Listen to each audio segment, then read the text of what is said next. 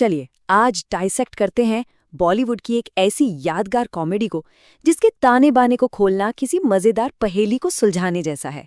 समझेंगे कि कैसे कुछ बेवकूफ से किरदार, एक बहुत बड़ी साजिश और एक नकली परिवार, ये सब मिलकर हंसी का एक ऐसा तूफान खड़ा कर देते हैं जिसे भूलना मुश्किल है।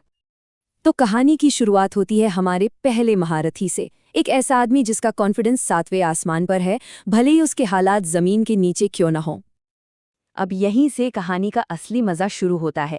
हमारी मुलाकात होती है ब्रह्मानंदम से, जो खुद को कोई मामूली चोर नहीं बल्कि एक जीनियस क्रिमिनल समझता है। अब मजे की बात यह है कि जेल में तो है, लेकिन अपने हर जुर्म के लिए इसके पास एक से बढ़कर एक बेतुका लॉजिक है। नकली पासपोर्ट बनाना, अरे वो जुर्म थोड़ी है, वो तो एक कला है। और बच्चे को किडनैप करना, नहीं, वो तो बस एक माँ की मदद कर रहा था।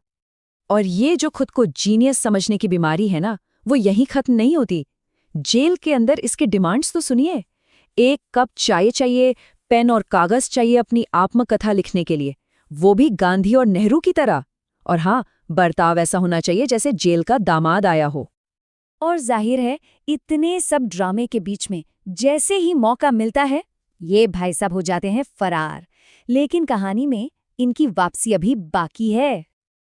अच्छा, तो ये तो हुई एक साइड की कहानी, पर दूसरी तरफ पर्दे के पीछे एक बहुत बड़ी और महंगी साजिश पक रही है, जो कि बुरी तरह से फेल हो चुकी है। कितनी महंगी? पूरे 1.5 करोड़ रुपए। जी हाँ, एक विलन ने अपने एक छोटे से ऑपरेशन पर इतना पैसा लगा दिया, और नतीजा 0 बट्टा सन्नाटा। मतलब सोचकर देखिए, विलन ने अपने आदमी को क्या नहीं दिया। भाड़े के लोग, वैन, क्रेन, पासपोर्ट के पैसे, मुंह बंद रखने के लिए पैसे, यहाँ तक कि एक पूरा का पूरा नकली परिवार। और फिर भी काम हुआ नहीं। विलन का पूरा फ्रस्ट्रेशन ना बस इस एक लाइन में बाहर आ जाता है, तुझसे एयरपोर्ट जाकर एक फ्लाइट नहीं पकड़ी गई। मतलब इतनी तैयारी के बाद बस इतना छोटा सा काम नहीं हुआ। तो सवाल ये है कि ये सारा रायता, ये पूरी महंगी प्लानिंग किसके लिए फैली थी? हमारे हीरो रवि के लिए। और बेचारे को तो पता भी नहीं है कि उसकी जिंदगी में क्या तूफान आने वाला है। और बस यहीं पर फिल्म का क्राइम वाला एंगल एक रोमांटिक कॉमेडी से सीधा धड़ाम करके टकरा जाता है, और रवि की जिंदगी में मच जाती है पूरी तरह से खलबली। अब सोचिए, रवि के लिए सबसे बड़ी चुनौती क्या है? उसकी गर्लफ्रेंड मधु अचानक उसके नकली परिवार से मिलने पहुंच जाती है। अब आखिर कैसे वो उसे यकीन दिलाएगा कि ये लोग असली हैं? एक तरफ रवि पूरी कोशिश कर रहा है, अरे यही तो मेरा परिवार है, ये मेरे असली माँ बाप हैं। और दूसरी तरफ मधु का सपाट जवाब, कोई अंधा भी यकीन नहीं करेगा, तुम्हारी तो शक्ल तक नहीं मिलती इनसे। और जब बात हाथ से निकलने लगती है, तो नकली माँ अपना कैरेक्टर छोड़कर सीधा मैदान में उतर आती है और धमकी देती है, एक और वर्ड बोली तो तेरे दांत तोड़ दूंगी। वाह, क्या ममता है।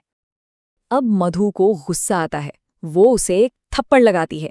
लेकिन हमारे रवि भाई साहब का रोमांस देखिए, वो इस पे भी कहते हैं, जिस गाल को गुलाब से चूमना चाहिए उस पर थप्पड़ मारा तुमने। मतलब सिचुएशन और मजेदार हो जाती है। चलिए अब आते हैं कहानी के उस पॉइंट पर, उस क्लाइमैक्स पर, जहां ये सारी अलग अलग खिचड़ियां एक ही पतीले में आके पकती हैं। एक पार्टी और अनगिनत समस्याएं। तो सिचुएशन देखिए, रवि की सगाई पार्टी चल रही है। अचानक विलन का धमकी भरा फोन आ जाता है। ठीक उसी वक्त एक पुलिस इंस्पेक्टर मिनिस्टर के केस के बारे में बात करने आ पहुंचता है, और नतीजा रवि को अपनी ही पार्टी छोड़कर भागना पड़ता है। तो जरा सोचिए, एक ही छत के नीचे कौन कौन जमा है। उसकी मंगेतर है, उसका असली परिवार भी आ गया है, नकली परिवार भी है जिसमें नकली सास उसी पे फिदा है, केस वाला पुलिस इंस्पेक्टर भी वही है, और ऊपर से क्रिमिनल का फोन आ रहा है। ये कोई छोटी मोटी प्रॉब्लम नहीं है, ये तो भयंकर वाला रायता है। तो सोचिए, एक कमरे में पुलिस है, एक विलन है, एक नकली परिवार है, और हमारा हीरो बीच में फंसा है। अब सवाल ये है कि इससे बुरा और क्या हो सकता है?